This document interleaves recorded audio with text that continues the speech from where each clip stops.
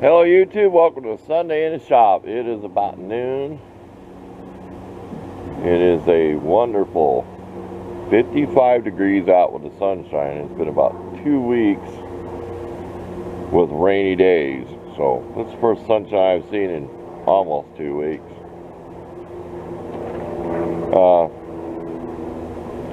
Just watch and see what my neighbor's doing. We want to use this for kindling wood. I tried my 1/4 impact, those screws are not moving. So what we're going to do is we're going to try to split it like this with the tomahawk without hitting any screws or nails and get this apart so we can turn this into kindling wood, because the pine 2x4s work great. This is an old rocket chair I used to set in at the desk, had padding in it. Didn't have the heart to throw it away. I've used it for everything. I had a piece of board on it, used it like a table. We've been throwing our telephone pole, utility pole up here and cutting it. Don't ask what's wrong with that chain, but it will not cut straight. Maybe it's the type of wood. But the chain was destroyed once. It hit a great big deck screw. But enough of that. I'm looking at my timer. We're going to see if we can split this up and bring you back and tell you what it took to get it apart.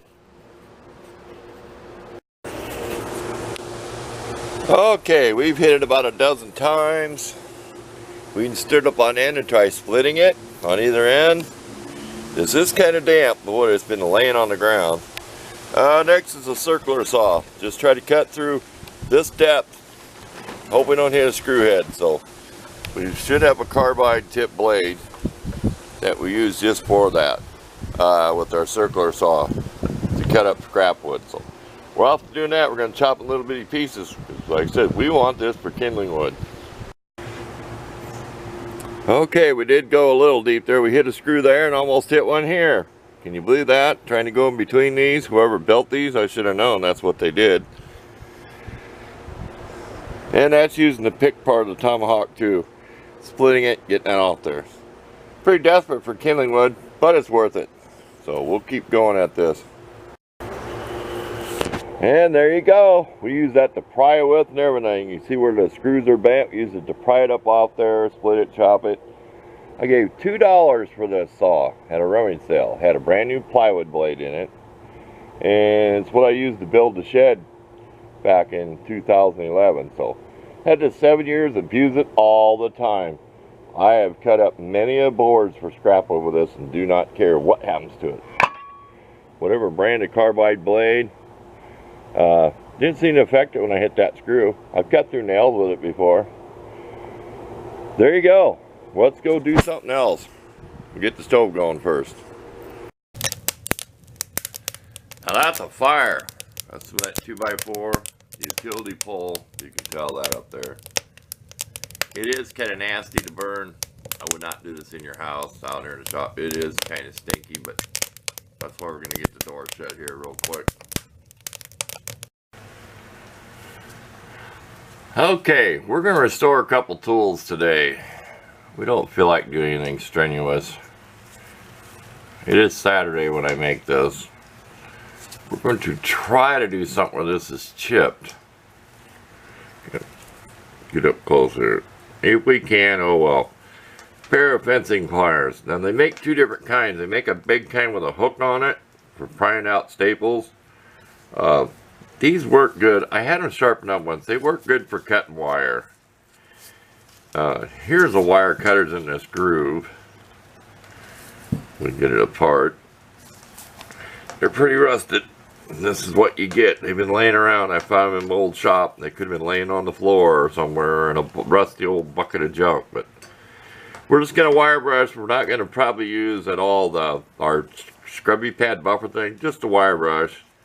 In our drill mounted in the vise like we've been doing. So there you can pull tacks like ripping nails, small nails. That's about it. I said we're not going to worry about sharpening them up too much. We have worked on it before. You can tell that's not a bad edge. We have worked on them before. These work good. With a nail, don't have to just grip the nail like this. Okay, get it down on there.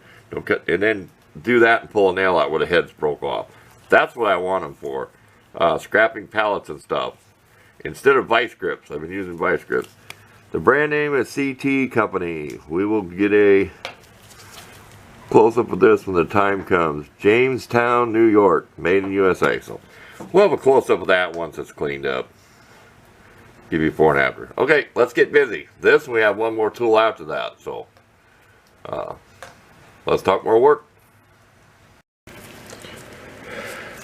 Okay, we waited till we're done wire brushing to do any oil on here for the rust. Look how much rust is in there. This stuff's from Dollar Tree, a $1 a bottle.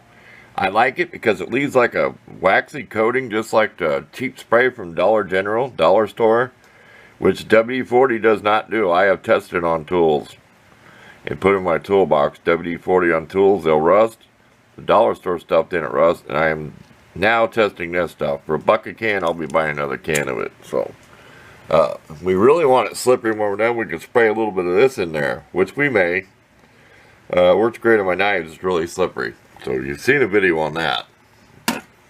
I'll say I don't promote any products, I always put it in the description. But there, we'll finish cleaning these up and bring you back and decide whether we're going to fix that screwdriver tip. I think we will. You might as well have a screwdriver on it. I don't care what whether it's original or not. It's chipped, so we're going to try to redo it. So we'll keep working here and get all the rust out of this thing. Okay, they turned out pretty good. It took a lot of aggressive wire brushing. It was getting hard on me to push it up against a little brush there to get it perfectly shiny, but there you go. This we used one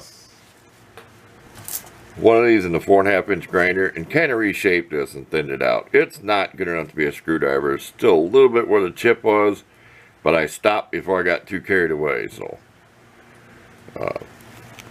more of a pry tool than a screwdriver. Maybe on some old machine that had a wide slot screw. I tried taking a file to it because it was kind of rounded, you know, not high in the middle and curved out here, but you can't file it. It's pretty hard stuff. So there you go. There's your wire cutter part that you stick in there. You can cut wire and stuff with this. I have cut that banding strap with these. Got down, it took a couple times. You know, stuff banded to a pallet, but I have hammered with them too. I'm sure somebody would hammer fence staples in, but it does come in handy to have. So we'll be using it since it's cleaned up, because I've used it before, pulling nails out of old lumber to make kindling wood, firewood, when the head's broke, just to pinch them lightly and pull on it and rock it, and you get them out of there. So that's what I always used them for when it comes to nail pulling. That's how I use them. So we got one more tool to do, and then we'll be back and end the video. So stay tuned for the next one. Okay, here's a little tool worth saving.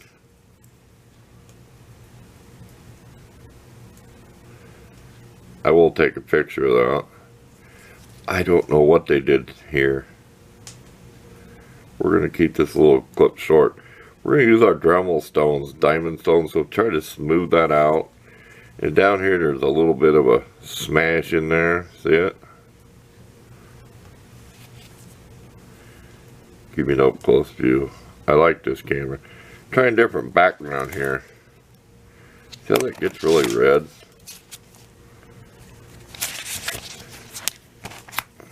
Sunday in the shop we can do that kind of stuff.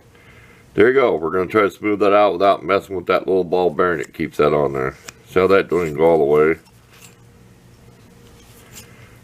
This ball works. Before you even mess with any tools like this, make sure it's worth saving. That little ball does still have the spring in it. So enough yak about this. We'll bring it back when it's all done. We're going to use our, we'll take a picture. We're going to use our buffer wheel or grinder wheel, whatever. Stuff that we have that we put in our drill and our little vise. You've seen me do it before with our scrubby pad thing. So stay tuned. Okay, we used our scrubby buffer. We used like our little diamond. On something round, I like using the ball ones. It seems to keep it round. And this is what's left of a little emery wheel. This is like rubber with a grid in it. So it's like an eraser. It's about a 1/2 inch diameter when you start with them. Okay, here's what we got.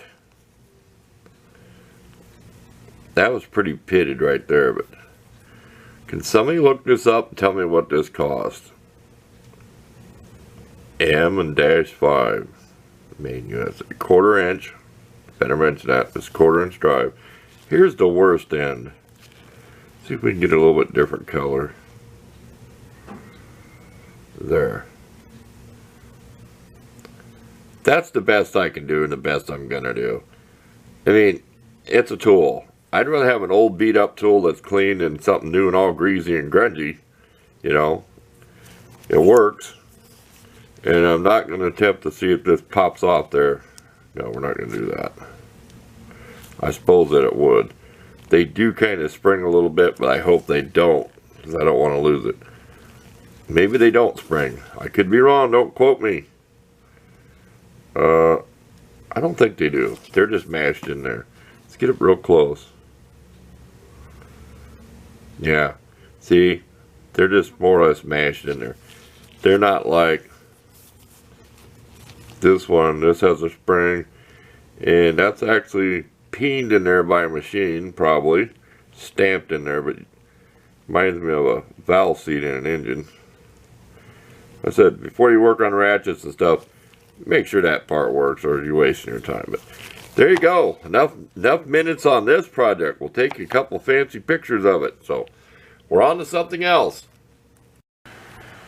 Okay, there's our two tools. We actually did this the day before, so we'll get it all strung together and edit it together good enough. We just stick our clips together is all we do. We don't cut parts of them or nothing, so you get what little mistakes and stuff we make there. So thanks for watching, and we'll look forward to seeing you next Sunday.